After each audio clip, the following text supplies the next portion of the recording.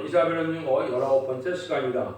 이사야 20장을 통하여 하늘의 종이 예표가 되는 것에 대해서 다림줄을 전할 겨울에 대해서 변론해 보도록 하겠습니다. 본장은 북방 아수르의 세력이 남침할 때 하늘의 종 이사야에게 진리를 통하여 종말에 다림줄의 진리를 들고 나갈 종에게 주는 교훈을 말씀했는데요. 6장에서는 하나님의 종 이사야가 하나님의 삶을 감당하는 영계에 도달하고 이제는 그 종을 통하여 이제는 예비된 종이 하나님께 쓰임받는 것을 보여줬는데요. 구체적으로 이 사명자, 이것은 시대적인 사명자를 뜻했죠. 인간종의 말세 사명자의 세계인 사명자가 전삼년반에 들어가기 전부터 하나님께 쓰임받을 걸 얘기했는데요. 여기서는 이제 두 가지 측면으로 볼 수가 있습니다. 선지국가인 국부적인 환란이 오기 전과 또 세계적인 환란인 3차적인 전이 오기 전에 쓰여질 종이다, 이렇게 볼 수가 있습니다. 여기서도 이제 북방 아수르가 남침할 때 이제 하나님의 종에게 이사야에게 나타난 일이었거든요. 그걸 들어서 인간 종말을 말씀했다, 이 말입니다. 이것이 이제 인간 종말의 환란이 선지국가인 한국의 환란이 있게 되고 세계적인 환란이 또 3차적인 있게 되고 최종적인 심판의 환란은 아마겟돈 전쟁이 되는 것입니다. 그러면 왜 이걸 한국에 대한 말씀이냐, 이렇게 먼저 말씀을 드린다면은 한국의 선지국가라는 말씀을 제가 많이 여러 차례 드렸죠. 그것은 하나님의 예조정간에 시편 118편 22절 23절에 건축자의 본들이 보통의 머릿돌이 되는 것이 인간에게는 기이한 일이지만 하나님이 예정하고 작정된 일이다, 이 말이거든요. 하나님은 알파적인 선지국가가 있고 오메가적인 선지국가가 있을 것을 그렇게 말씀하신 건데요. 건축자의 버린 돌은 예수님이 왕권들에 위하여 유대 땅에 나타났지만 유대 이스라엘 백성들이 예수님 십자가에 못 박혀 죽인 일을 했죠. 그래서 그 사명이 이제는 한국으로 넘어오게 됐다. 동방 땅 끝에 해돋는 달에서 그 사명을 받게 될 걸 얘기했기 때문에 그 사명이 옮겨진 시점은 마태복음 21장과 24장을 보면 1948년 5월 14일 이스라엘 독립과 이스라엘 건국과 또 1948년 8월 10일 한국에 건국되는 같은 해에 사명이 한국에로 넘어왔다 봐야 하나님의 섭리가 맞다 합니다. 그래서 보통의 머릿돌이 된 것은 이스라엘 백성들이 버린 그러한 천임주 예수님을 재림주의 역사는 한국을 통하여 역사할 것을 말씀하신 것이다, 이렇게 봐서 성경은 아시아를 중심으로, 성경은 또한 한국을 중심으로 썼다는 사실을 여러분이 아셔야 되는데 그걸 알아야 이 선지자를 올바로 깨달을 수가 있거든요. 그래서 동방 땅끝에 해돋는 나라, 이게 많이 지칭이 되는데 이걸 이제 한국 쪽으로 봐야 맞다, 이 말입니다. 그걸 증거하고자 하는 것은 아니고 이 종을 통하여 어떠한 그 사명을 통해서 이런 일들이 하나님의 섭리가 이루어지느냐. 1절 2절입니다.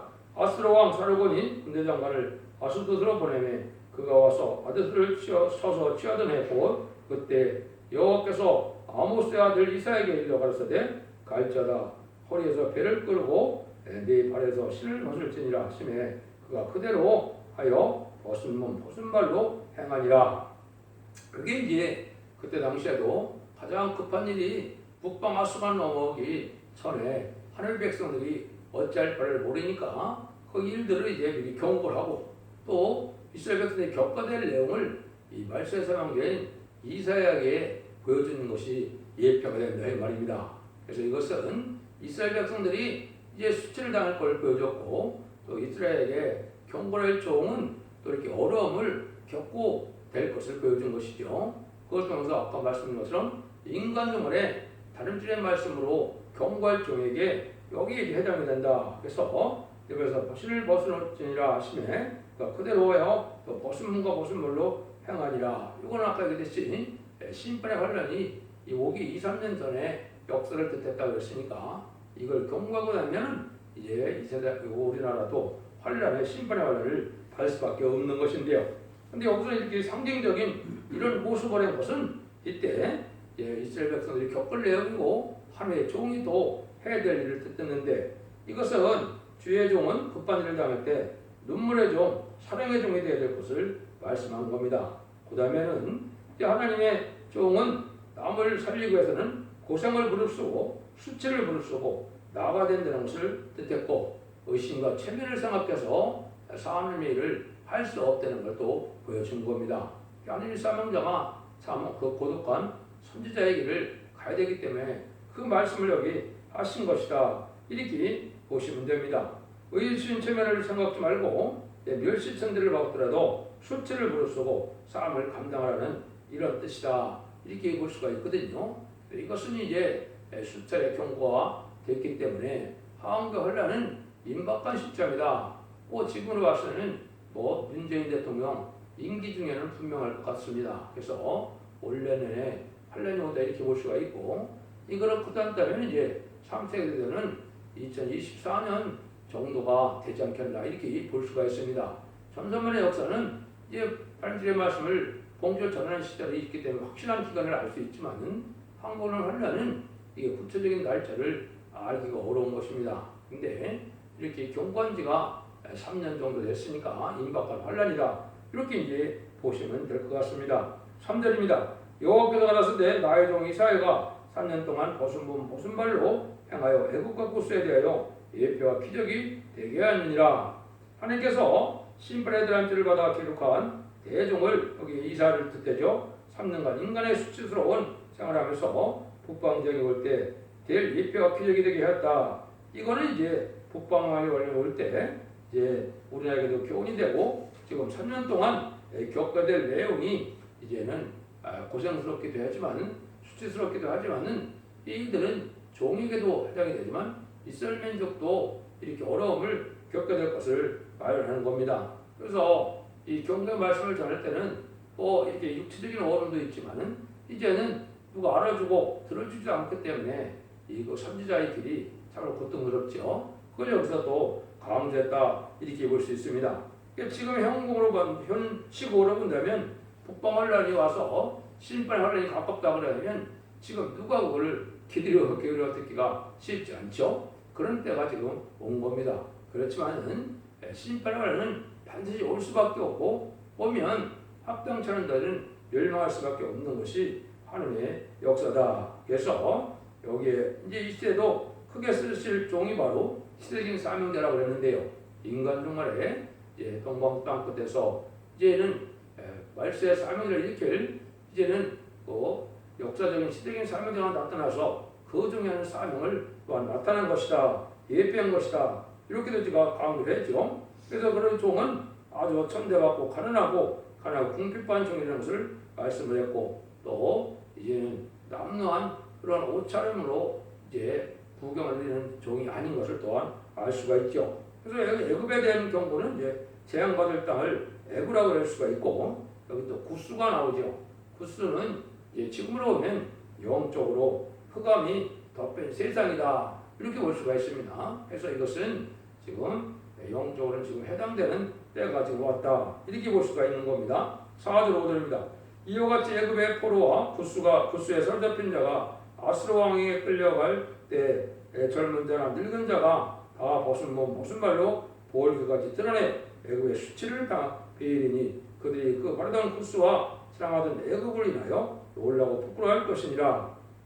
경고의 말씀을 듣지 않아서 결국은 이 백성들이 북방들에게 포로로 끌려간다 이 말이죠. 그런데 포로로 끌려갈 때 아주 수치스러운 그 광경으로 모습으로 끌려간다 이 말이죠. 이게 이제 지금도 우리에게 해당이 되는 겁니다. 그래서 대표적인 종에게 이 징조를 이제 보여주기 위해서 수치를 먼저 거기서 벗은 발로 전하는 역사를 한 것처럼 포로를 잡혀갈 때도 이렇게 수치를 당한다 이 말입니다. 이걸 본다면 앞으로 환란이 오게 되면 많은 사람들이 이런 수치를 당할 것이고 또 여기에 애굽의 수치를 베인다 이런 걸 본다면 아마도 이 시대에 우리가 미군에도 상당한 포로가 이렇게 수치를 당할 것이다 이렇게 예측을 해볼 수가 있습니다.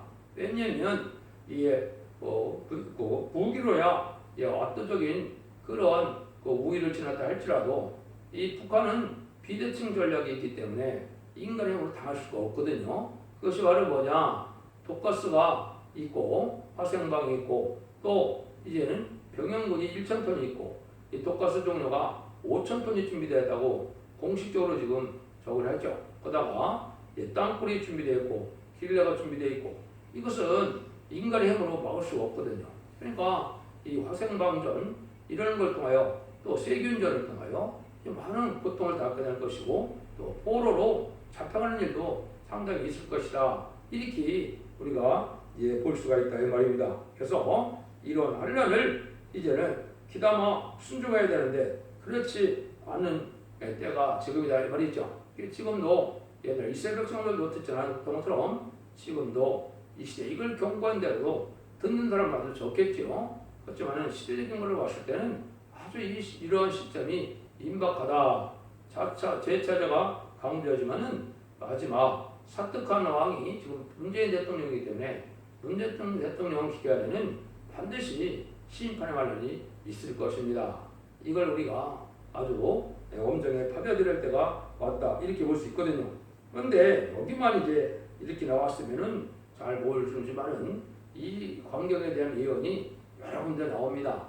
특별히 이제 나홈서 2장에 보면 이런 붉은 군대가 쳐들어왔을 때 어떻게 되느냐? 강들의 수문이 열리고 왕궁이 소멸되며 정령대로 왕후와 벌것을 모심으로 끌려가며 그 모든 신하가 가슴을 치며 빌같이 슬피 우는도다. 이렇게 이제 나홈서 2장 1절 이하에 보면 이렇게 한국 환란을 묘사했는데 붉은 군대가 와서 여기 보니까 말이에요. 강들의 수문이 열렸다. 이거는 땅굴에서 이제 많은 길락대가 나올 것을 보여준 것이고 여기 왕궁이 소멸됐다. 이 청와대나 시장 공간에 도지사 공간들이 불타게 될 것을 보여줬다. 이렇게 볼 수 있죠. 그런데 정명대로 왕후가 벗은 몸으로 벌거벗음으로 끌려간다.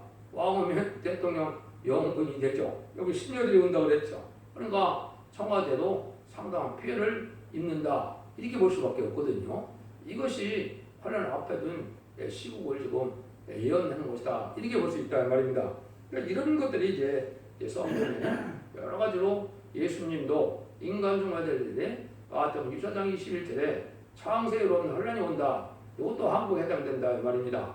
그 다음에 다니엘서 10장 1절에도 개복이 없는 환란이 온다 그랬고 요에서 2장 1절에 보면 자고 일어나는 환란이 온다 그랬거든요.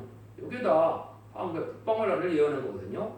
이런 북방환란이 올 때 이렇게 어려움으로 많은 수치를 당하게 되고 또 많은 사람들이 포로를 잡히는 형국까지 될 것이다. 이걸 우리가 알 수 있다 말입니다. 이런 일들을 통해서 이제 하나님은 북진도를 공탄하여 선지국가가 이루어짐으로 이제는 재임지를 영접할 수 있는 복음을 전하는 천선년만의 기간에 들어갈 것이거든요.